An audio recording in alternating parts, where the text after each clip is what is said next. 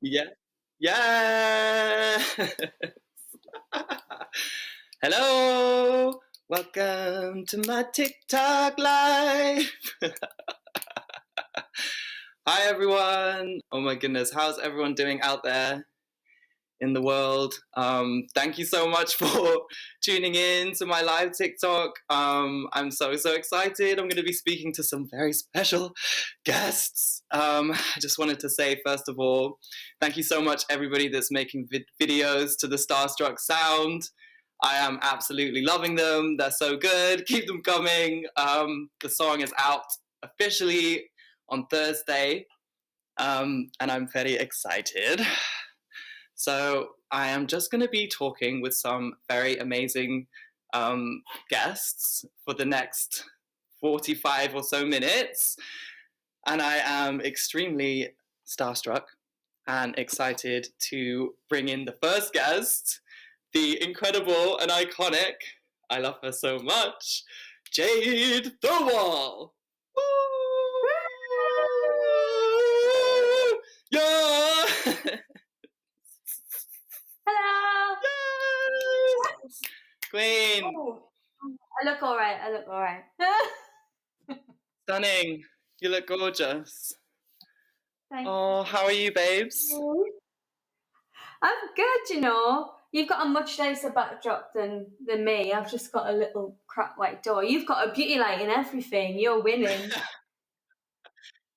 Yes, I'm lit in the sky, honey. Yeah, you really are. Good for you, hun. I got a really bright light and I brought it up to heaven. Oh, well done. Thank you so much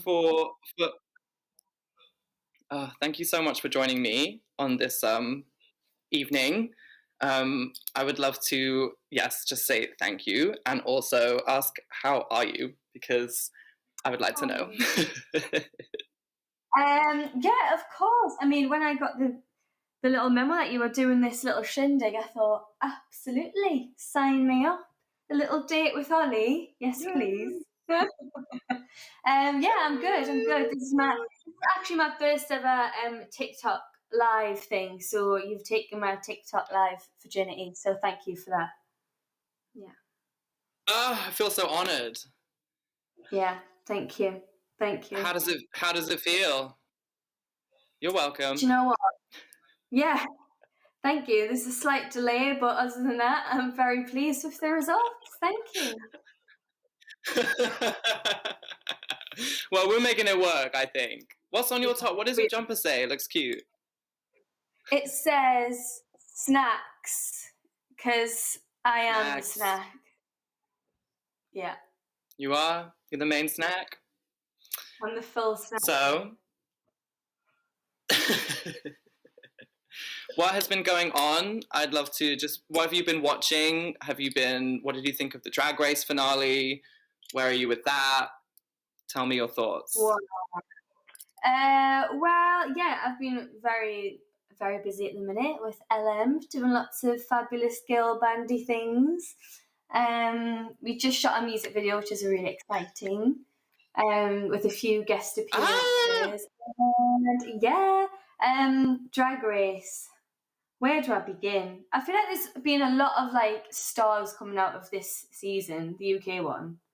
I feel like it was a really good season. Yes. And yeah, I mean, I've definitely always had my faves. I love Bimini, just because Bimini's so lovely as well. National treasure. Exactly. I had a little interview thing with Bimini for Think the Pink, a few days ago, and they're just so nice. And I love when you can tell someone's going to have a moment. Do you know what I mean? Like, Bimini's going to do well, and they're very deserving of that success. So, yeah, I'm really excited for Bimini, Tace, Ahura, Lawrence, Chini. I think it's a really strong season. I could talk about Drag Race for the full 15 minutes, so you'll have to tell me when to stop. Did you enjoy it? I agree with you. I agree with you. I think such a strong season. All of the girls, I think, were really, really good. And like you say, I feel like it's it also saved us, I think, in lockdown. For a lot of us, we've just been watching Drag Race, like that's our weekly, highlight, and it definitely was for me as well. And it's nice to see. I think you never know what's going to happen. I imagine, like, when you go on a show like that, it must just completely change your life, and you don't know what it's gonna be like on the other side. But I think they're all superstars, so it's gonna be really. I can't wait to see their careers, all of them, just like continue and see. It's exciting. Like I feel like so just it's like it's been a good moment for British drag, I think, which is nice. I think so. Do you know what as well I love about the UK Drag Race is I feel like they do really keep like the British cultural aspect of our drag and how we do drag and what the British audience want to see. I feel like everyone thought when Drag Race was coming to the UK, it was like, oh, they're going to Americanise it too much. Is it going to be too Hollywood? But no, they've really kept it as British as it can be. Yeah, and that's great. It works. Okay, so can I ask you? I have a new song coming out on Thursday. FYI, called Starstruck. And I would like to ask you who you have been starstruck by, if you've been starstruck in your life. Oh yeah. In the beginning, especially like in the X Factor days, every week when there'd be like a guest performer on, I'd be like, oh my god, because it was so new to it all, and anyone that was famous, I was starstruck by. Do you know what I mean? It could have been anyone. But I think the person that I've been most starstruck by would have to be Diana Ross. Just because she's my idol. Like, she's the person that I love most in the world as an artist. Diana Ross is like the reason that I started singing in the first place and wanted to be a pop star. So me and my mum flew to Las Vegas a couple of years ago to watch her perform, and then we got the chance to meet her, and she was just everything I could have hoped for, to be honest. Oh, wow. Because they always say, like, don't meet your idol in case they're not, like, what you want them to be in your mind. But she was such a hun. She was quite diddy, actually, and she was so stunning. She had the big hair, and, yeah, she was just gorgeous. So that's probably the most starstruck I've been. And I've done that really, like, cringy thing where, like, I had my phone. I was like, oh, I dressed up as you at my birthday once. Do you want to see? And then I got my phone up and it wasn't. And I was like, ah! I was like, this is so embarrassing. I just propped my phone up. And I thought, actually, that I'd be, like, one of those fans. You probably experienced this, where, like, they just don't talk to you. And you're like, oh, this is, like, what do I say? But I was just like, blah, blah, I couldn't stop talking to her. And she must have been like, for fuck's sake, I've just finished a show and I want to go to bed. Do you know what I mean? And I'm just there in that ear, telling how much I love her. But that's probably the most starstruck I've been. And I was also really starstruck at Dizzy Rascal, actually. Yeah. Okay. Every few years. No, I'm not. Dizzy Rascal was so big when I was at school, so I'm not surprised by that. Like, I would be starstruck as well, actually. Like, people that were big when I was younger, like, I met Noel Gallagher once, and I was, like, shaking, because I was like, oh my gosh, you're an Oasis, and there was such a huge band when I was a kid. It just, like, is funny. It meant like, more to me, but I didn't know. Exactly. I think when you have, like, a memory connected to it, like, for Dizzy Rascal, I remember being at, like, a festival in Newcastle with all my friends from school, and it was, like, pouring down a rain, and Dizzy Rascal was headlining, and Bonkers and stuff was, like, huge at the time. And I just remember, like, having that euphoric moment, at the festival, and I feel like I always associated that, obviously, with Dizzy. So when I met him, I was like, oh my God, like, the last time I saw your face, I was, like, in the crowd, like, screaming and jumping around and having the best night of my life. So that's probably why. And he was actually really sweet as well. Yes, I love that. You reminded me of, I actually met Jerry Halliwell once and was very starstruck, and I actually told her in, like, a similar, like, it just came out of my mouth, where I was like, I dressed up as you at Halloween once, but the zombie version of you, so I was a dead Ginger Spice. And she was like, how nice. I was like, oh no.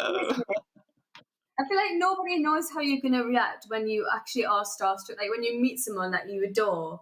And also, like you say, like, you don't realise until you're in front of that person, that moment when you're starstruck, and you just, like, get all sweaty and, like, shaky. You're like, what am I doing? This is ridiculous. This is literally another human, just like me. But for some reason, your brain's like, oh my God. So, yeah. I know.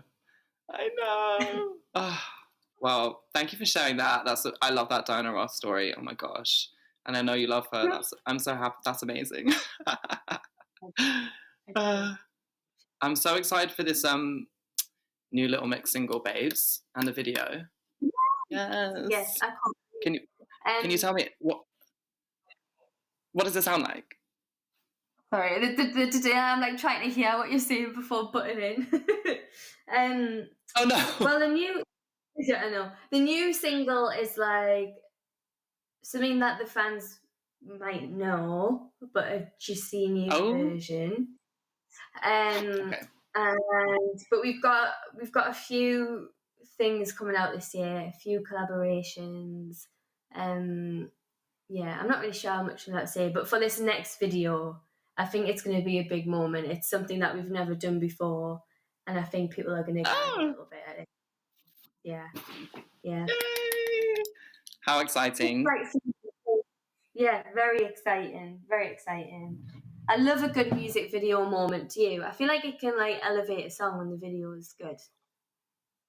100%. I just shot the video for Starstruck, and I have been thinking about like having anxiety dreams about this video. So I was really relieved when it was done. But I think in the past I put so much stress on a music video because you want it to be amazing, and there's so much that's out of your control, I find anyway. Like, I'm obviously not behind the camera. I mean, I wish I could. Well, I don't necessarily wish I could, but I'm not behind the camera doing the shots and things, and you're like, oh my gosh, is this going to turn out good? And I really like can overthink the whole thing. Does that make sense? And then, because I think it's, while you're so amazing in your music videos, because of you can just deliver a performance, and like that actually, and the choreo and the lip sync, which is so difficult to do because people don't realize, like, if you actually, it's so difficult. Like, so thank you for like actually inspiring me to do it better, because you know you really have. It's hard. It is really hard, and I think that's true. I mean, obviously, yeah, we've got used to it now, but you're right, especially when they like do the slow-mo stuff. So the track, we do like full-on dance routines, and then the track will be sped up, and we have to do like the whole routine, like double time and mime at that speed, like so that in the edit when it's like, you know, in slow-mo, it looks so much better. But yeah, I mean, I get really stressed. I'm the same. I get really stressed at music videos because I think for us girls, we're such perfectionists as well. And whenever we write a song or hear a song and we can envision the video, you know, we get so excited. And I feel like it never quite is exactly how you think it's going to end up, but you still love it anyways. And right. you know, you have to. It's such a creative process with other creative people like the director and you know, choreographer and stuff. So it's never going to wholly be just your idea or your vision. But then when you nail it and when you get a good video, yeah, I mean, look, like Sweet Melody, I honestly feel like the Sweet Melody video helped it get to #1 because it was like 10 weeks later after release. We were like, doing all this promo. Yeah, we did all that promo and worked so hard, and like it did well, obviously. And then 10 weeks later, it just went to #1. We're like, oh, brilliant! Like the one time we don't do anything to push it into itself. It was undeniable. That's amazing. Thank you. You're right. Yeah, like I'm so. I feel. I feel like I was just gonna say, well, something you said about that whole thing is something I've been going through, like trying to just like let go a little bit of the process, just because you do have to be open to other ideas and like working with people all the time. Like you say, it's a creative process, and like I feel like that's what I've been trying to, like, not to get too deep, but really like sort of understand in myself in the last like year, because everything's been so out of control. Yeah. It's so funny. I was watching the Billie Eilish documentary not long ago, and there's like a scene where she's shooting the music video and she's like getting so annoyed, and she's like in a huff. She's like, I'm going to direct it myself next time, because it's like she's obviously not used to having to like share her vision with other people. You could say like, why not? I'm like, I totally relate to that. But I guess you just have to learn. Yeah, you just have to learn to collaborate. But I'm so excited to see your video for Starstruck. You always turn out a good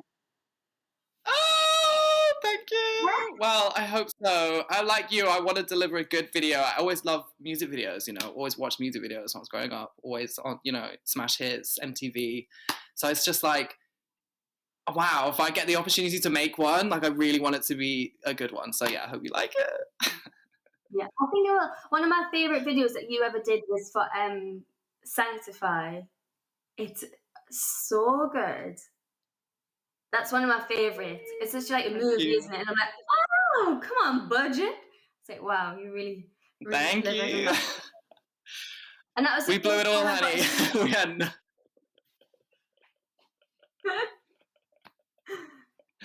Yeah, nothing left in that pot after that. It was so good.